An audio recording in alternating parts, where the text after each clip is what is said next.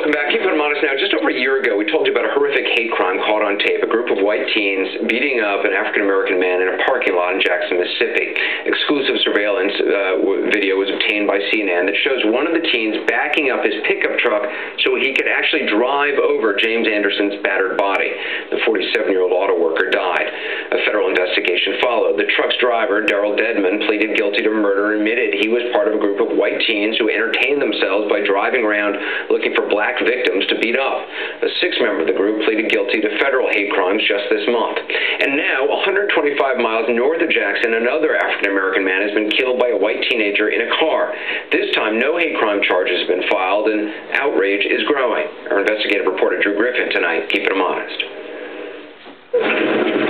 It was early on a hot July Sunday morning, and right on schedule, just about 6:30, 61-year-old Johnny Lee Butts left his rural Mississippi home, heading out for his morning ritual, a 4-mile walk. His neighbor, Otis Brooks, says Butts, a Sunday school teacher, waved as he passed his front door, wearing a blue T-shirt. Let me ask you a dumb question. Could you tell he was black? Yeah, you could tell he's black. You can see his arm. Nearly 7 a.m., an hour after sunrise, 3 white teenagers were barreling down Panola County, Mississippi Highway 310 in a white Monte Carlo. 2 of the 3 teens admit they had been drinking vodka and smoking marijuana all night. They were headed towards Johnny Butts.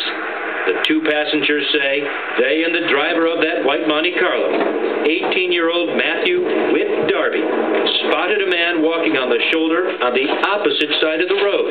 In statements to police and grand jury testimony obtained exclusively by CNN, the 2 teenagers who were with Darby, a then 15-year-old and an 18-year-old named Tony Hopper Jr., describe what happened next.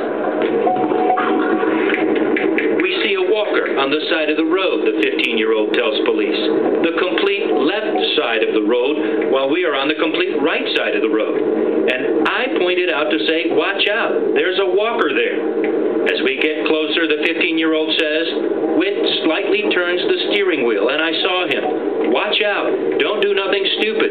And then he just kept turning the steering wheel. And eventually, before we knew it, he ran him straight over. The 18-year-old Tony Hopper told a sheriff's deputy he didn't slow down. The officer asks, he never hit his brakes? No, sir. Do you think he hit him on purpose? Yes, sir, I do. Johnny Lee Butts was hit from behind by a car traveling somewhere between 55 and 70 miles an hour. He was violently tossed into the air, slammed into the windshield, one leg nearly severed off, his head bouncing off the back windshield. This diagram in the police report shows Butts' body was found lying in the road, 172 feet from where he was hit. Mathew Darby stopped his badly damaged car.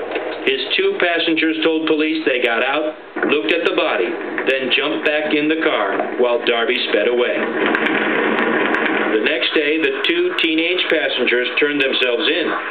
Darby was arrested, telling police exactly what the 2 other teens said he would say, that he hit a deer. Darby denied he was drinking or smoking marijuana. He and his lawyer and the 2 passengers aren't talking to CNN. Darby hasn't entered a plea. So this was the route that your dad would walk every morning? Yeah, every morning. Donnie Butts, Johnny's only child, now walks this route to see the cross he laid at the spot where his dad died. It's been 7 months.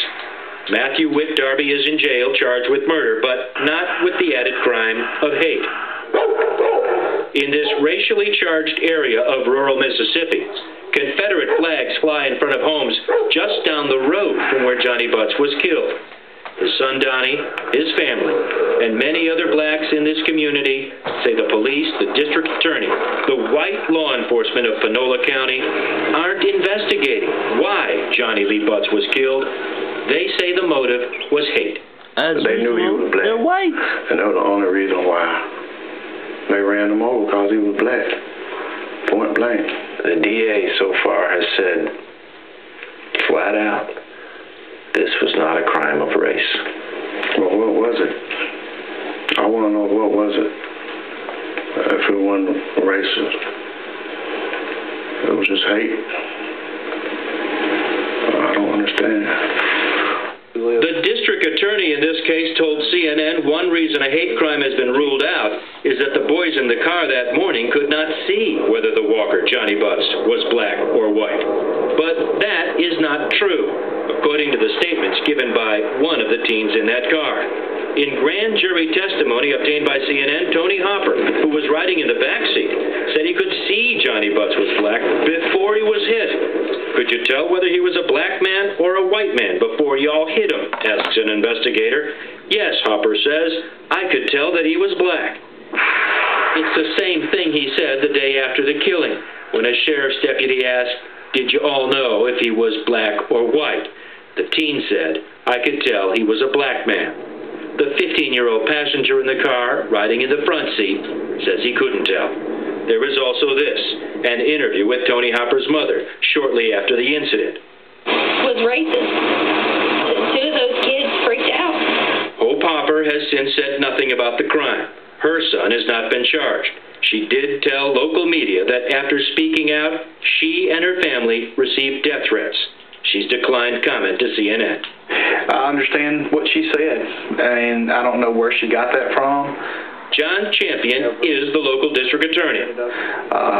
Never presented us with any kind of reason to believe that it was race-related. I don't have a single piece of evidence in front of me to indicate that it was race-related, including the testimony of the two young men that were in the car.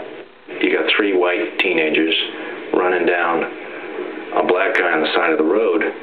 From anybody on the outside looking in, that looks like not only a hate crime, but a repeat crime from what we had in Jackson. Well, I certainly don't disagree with you on its face that it does. And it's certainly one of the things that we investigated when we began the initial part of it is, was this in fact a hate crime? And the investigators looked at not only the facts of the case as far as the actual crime is concerned, but we also looked at a motive.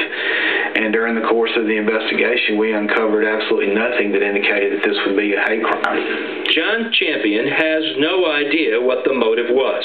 The sheriff's investigators, in interview transcripts obtained by CNN, don't even bother to ask.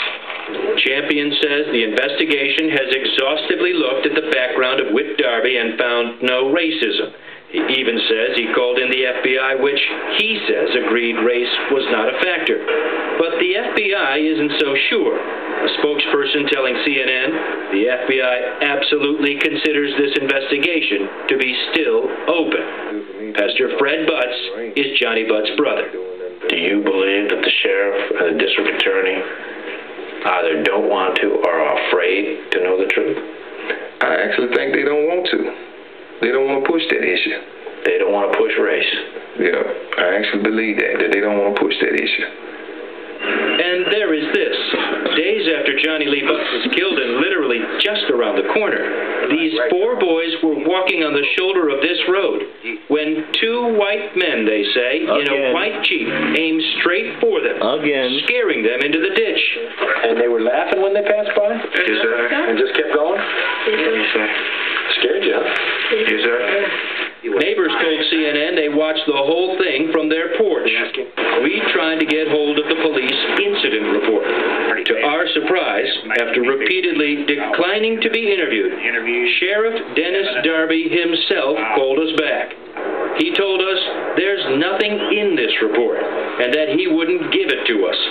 Then warned CNN not to, quote, stir up trouble in his county, adding, you do something with this, and I'll be coming after you. Ooh. Mathew Darby, no relation to the sheriff, goes on trial for murder, but not a hate crime, next month. It's a really stunning report, Drew, and there's so many inconsistencies here in what the police are saying. The mother of one of the teens in the car who killed the man on the side of the road, she said it was racially motivated. Do we know if investigators even talked to her? From the records we've obtained, Anderson, which include witnesses list, she's not on any witness list. We have no transcript of any interview that was done with her. So despite that public assertion that she said, look, this was racist, and her son was involved, we don't believe that investigators ever went to find out what she was saying. She won't talk to us. Basically, she's been telling people she's scared to speak out. And that second incident, did the police, the sheriff, Darby investigators, did they try to do anything to find that Jeep? It doesn't appear they did anything at all. We're not even really sure if the police believe these kids. Here's what happened. An officer came out, write up that one-page report. It's the report the sheriff will not even let us see. But as far as any investigation, there's no evidence that they went and tried to corroborate the story or even try to find the driver of that Jeep down that road. It's just let go. And the kids remain scared. They do. And I'm going to tell you, Anderson, they're not the only ones.